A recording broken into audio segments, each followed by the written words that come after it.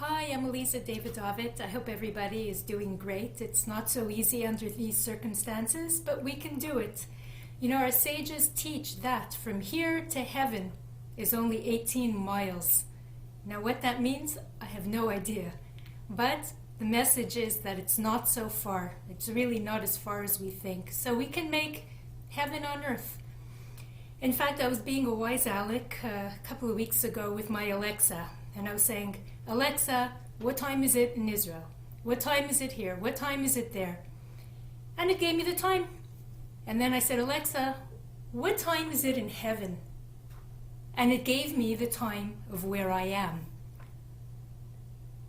So I thought maybe it didn't hear me, so I'm going to ask it again. I said, Alexa, what time is it in heaven? Gave me the time of exactly where I am. And it was a great message to me because heaven can be wherever you are. And if you turn that time into heaven, then it will be heavenly. If you change your perspective on things, then what you see will change. But the question is, are we open to change? How many of us have really changed through the years? And on the other side of the coin, when we are looking at other people, do we recognize the change in them? Or are we always with that closed mindset, oh, I know that person, I know them 30 years, 40 years, I know who they are. And so the question is, perhaps it's not them who didn't change, perhaps it's you who's looking at them with the same eyes and never gave them a chance really to see who they are, or if at one time you had an idea, you didn't give them a chance to see who they've become. If we keep looking at the same thing and we only see the same thing, one of two things has happened. Either you didn't change or it didn't change. I have a book here that's in great need of repair. I've been reading this book for 30 years. Now, and it's explanations on the Torah. It's the Call of the Torah by Rabbi Eli Monk. It's the greatest gift. I got it as a gift, and it's the greatest gift that I ever got. And I didn't start reading it immediately when the person gave it to me. It was hidden away for actually a couple of years. But when I did pick it up, I never put it down again. But why am I reading this book for 30 years? You know, you would think after year 1, 2, 5, I would get the message by now. But if you really are open to change, then you can read that same book 100 times, and it will be a different book to you every time you read it. And especially, you know, certain books in particular, of course, the Torah, other books may have more limitations, but even then, if you are open and you've grown, then you will see different messages every time. Why do Jews have to read the Torah 3 times a week, every week? And then at the end of the year, we start again, or at the beginning of the year, I should say, then we start again once we finished.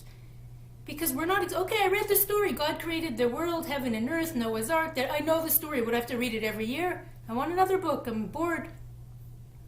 But if you really are growing, you will not be reading the same book every year, or every week, or every time. You'll be reading a different book because you will be a different you. And what you see in between the lines, on the lines, it will be a whole different story. And that's how we have to approach other people when we look at them and not be so judgmental. I know people who've known me my whole life and will look at me through certain eyes. And I know people that I know a whole life and I will look at them through certain eyes.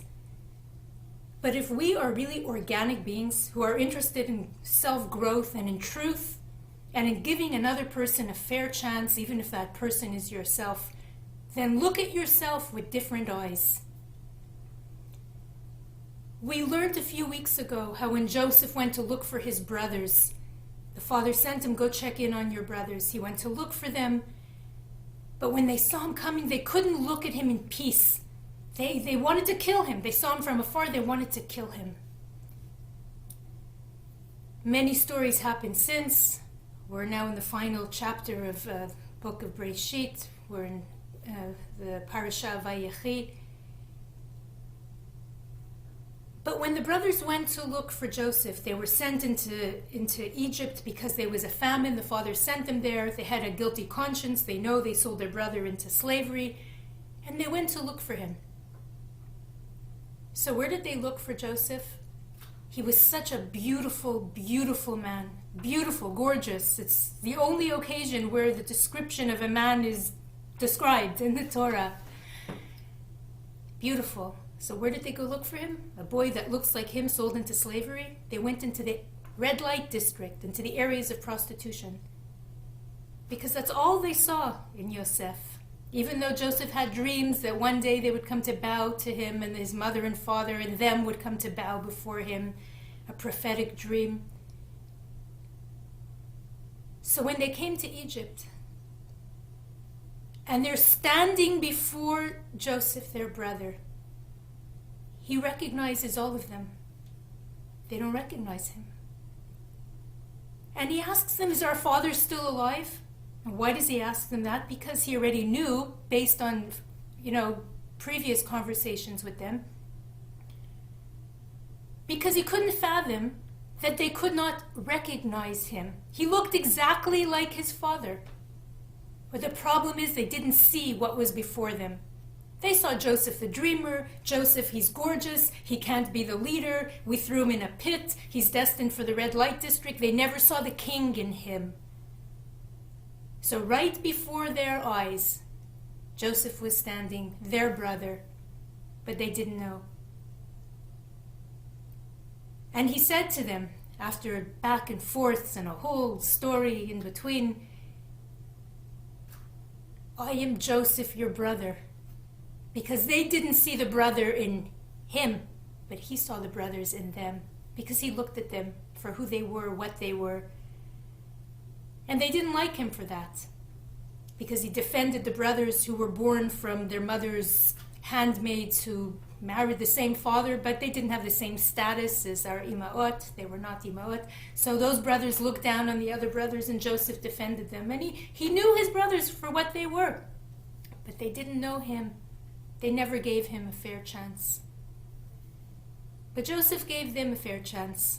And just still sticking with that lesson. So in life, really, we do have to look every day with fresh eyes at other people, at ourselves. Have we grown? Have we learned? I'm reading this book that's going to be fixed once we finish Breshit. I'm going to send it to be rebound. I love this. It's my heart and it's my soul. The call of the Torah. It's been calling me a lifetime. Actually, it's an interesting story with these books. These books talk to me. I'm not crazy. I don't need therapy yet. At least not for this. This book, a few times, and I've, as you could see the tape, I fixed it a few times, and the spine broke. And usually I repair it, but there was a few occasions where I read it on Shabbat, and you can't start fixing things on Shabbat. So, and then when the week came and I put it down, I forgot to fix it, but the spine had split. And all of a sudden, out of nowhere, during the week, I get such a backache, a lower backache, that I can't move. I can't walk, I can't move. And I'm like, where did this come from? I didn't exercise, I didn't pick anything up. All I can think of is I slept too much in that particular week. But I didn't know where the backache came from. And then I picked up the book again during the week to actually put it down somewhere else. And I'm like, you know what? Let me just try something. And I fixed the book. And within a half an hour, I didn't have a backache anymore. It happened to me 2 times with this same book. So when I see the call of the Torah, this book, and the Torah has been calling me for a long time. I didn't always hear its call in full force. I've done things in slow increments, but I got there. I am not the same Eliza that picked up this book. I hope nobody, whoever thought of me in any way that wasn't good, sees the old Eliza and sees the Eliza that I've grown to be, that I fought against my Yetzer Hara, my inclinations, my good and my bad, and I fought against everything, but I'm growing into the person that I think that I should be and that I believe that God wants me to be. In fact, I know it's the person that God wants me to be because he wants the same thing from all of us, which is what the call of the Torah is calling all of us. Okay, So that's the brothers, how they couldn't look at Joseph and see what was before their eyes. But Joseph, we have to look at Joseph too. Why did Joseph grow to be who he was? Because Joseph had control over himself.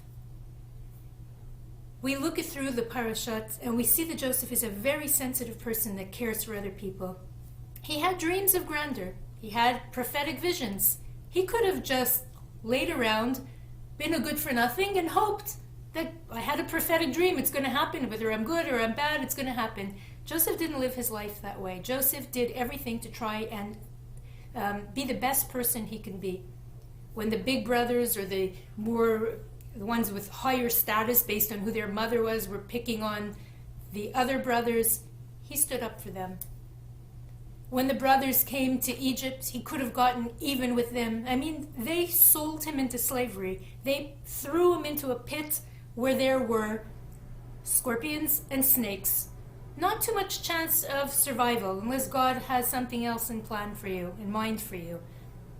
They were brothers who could not look at him b'shalom. They wanted to kill him. In fact, when Joseph meets an angel as he's going to look for his brothers on the mission his father sent him onto,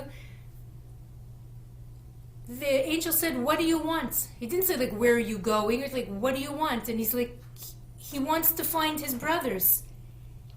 And the angel basically told him, I don't remember the exact words, but that's gone. That's not available to you now.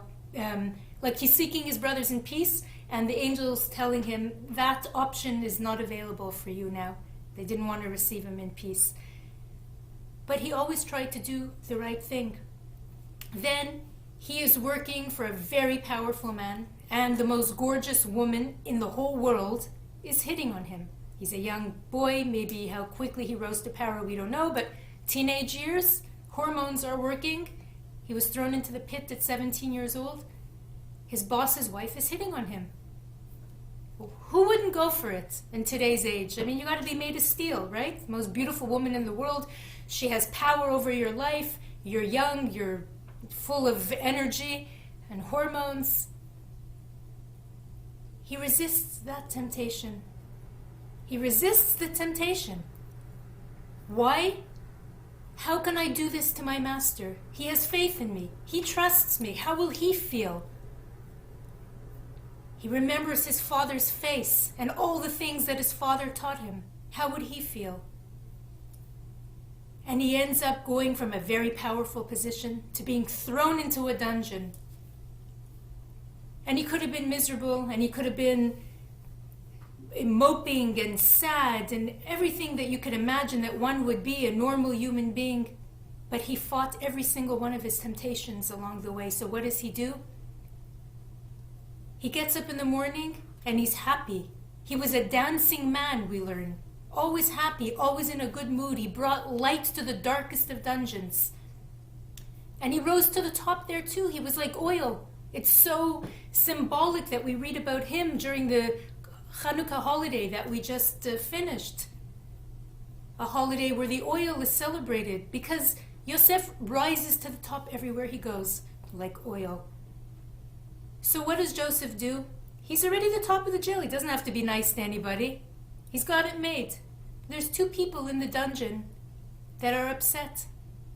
So he doesn't say to himself, "Oh, they're miserable this morning. I'm going to drink a coffee. I don't want to talk to them now."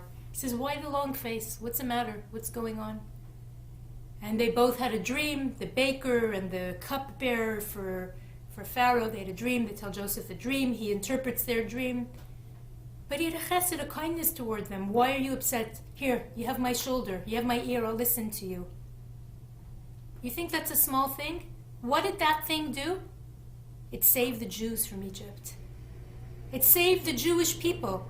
That "good morning, why are you sad today?" That chesed that he gave to somebody else because he cared about them, because he had a heart for someone other than himself. "I have my own problems, leave me alone." No, your problem is my problem is your problem. As a Jewish nation and as a global society, if you have coronavirus, you come close enough to me, God forbid, I'll get it too.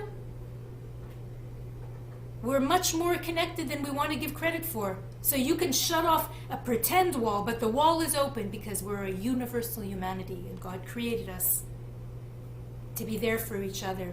Good morning, why are you sad today? How did it save Judaism? Because one day Pharaoh couldn't sleep.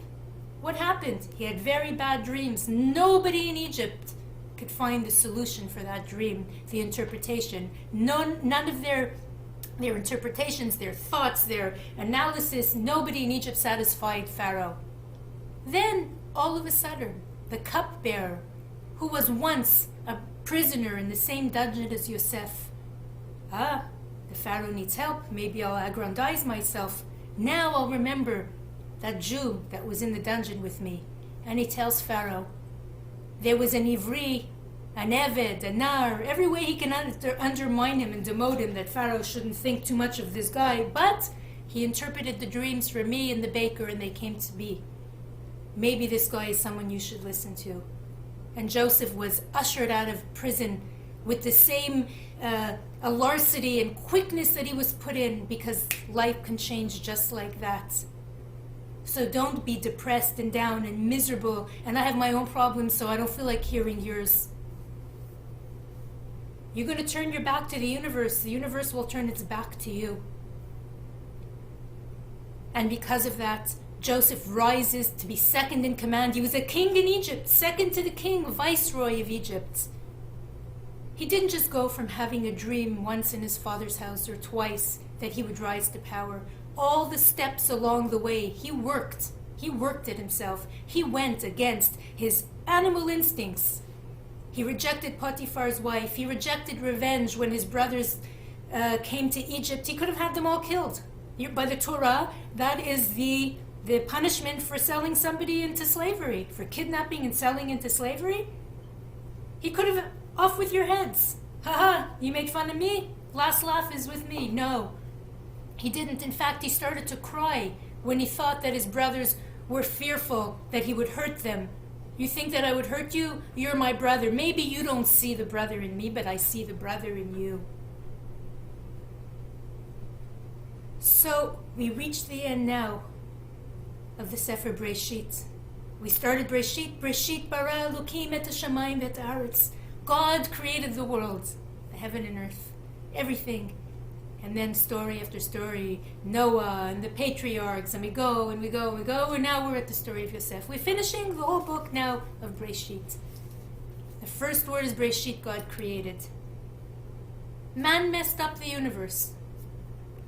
Really quickly, messed up the universe.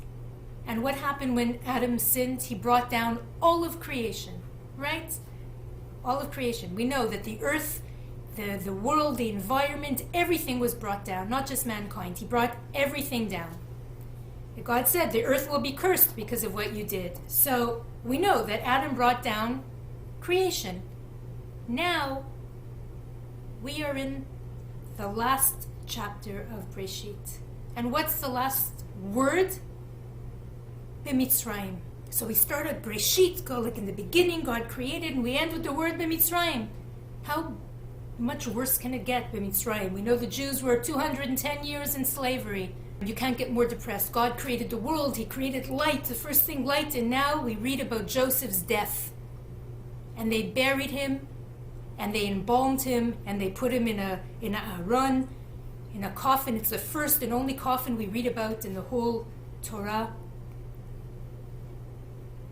And he's buried in Mitzrayim. His father, who just died, in the same parasha, they take him back and they bury him where he asked to be buried, in Eretz Yisrael, Canaan at the time. But Yosef, he's an Egyptian important person, but he says to the people, bring my bones when you leave. He's telling the new generation that they grew and they multiplied. When you leave Mitzrayim, meaning you will leave. You'll be here for a while. Slavery, hardships, but you will leave. And when you leave, take my bones with you. So why is this relevant? And how does it connect with Breshit, how we brought the world down, how Joseph brings the world up with everything that he does? When God created the world, He made an agreement with the sea. When the Jews will be freed from Egypt, you will have to open in two. You will have to go against your own nature. And nature in Hebrew, by the way, is the word teva, and it has the same numerical value as the word Elokim, which we add the hey really when we're reading it in prayer and in purpose. And Elokim is how God manifests himself in nature. So, because Joseph went against all his inclinations, all his passions, we see that when the Jews left Egypt and they come toward the sea and the Egyptians are pursuing them behind and they're freaking out, and all of a sudden the water doesn't open, but the Yam Suf made an agreement with Hashem. I'm going to create you if you're going to open up when I free my people. Time comes, push comes to shove, as they say. And the ocean says to Hashem, why should we open? Why should we open for the Jews? They are as guilty of idol worship as are the Egyptians. Why should we go against our nature for you? For them, for the Jews. Why should we go against our nature for the Jews? Egyptians, idol worship. Jews, idol worship. We don't see why we should split. And then Yam Suf saw the bones of Yosef HaTzadik, and now it made full circle and full sense why Yosef had to leave with the Jews. Because when Yam Suf saw the bones of Yosef, it said if Yosef HaTzadik can go against his own nature, against his inclinations, his passions, he went against everything. He fought himself to be the man that he would become. He fought himself. If Yosef can go against his own nature, then we, the Yam Suf, will go against its own nature and open up so that the Jewish people can cross through. So what does this teach us? That we could dream about many things like Joseph did, and we can become them by doing it, not just by dreaming. Joseph didn't keep it in his head. He didn't keep it cerebral and contemplate, I'm going to be a king. He did everything every day to be a mensch. And by being a mensch and fighting the small battles and doing mitzvot, you're crowning yourself every minute of the day. You are like Napoleon. You put the crown on your own head, declare yourself emperor. How? By beating the Yetzer Hara. You want to talk bad about somebody? You want to eat something fast, and not a bracha, sit like a mensch, eat like a mensch, be a dignified person. An animal also eats.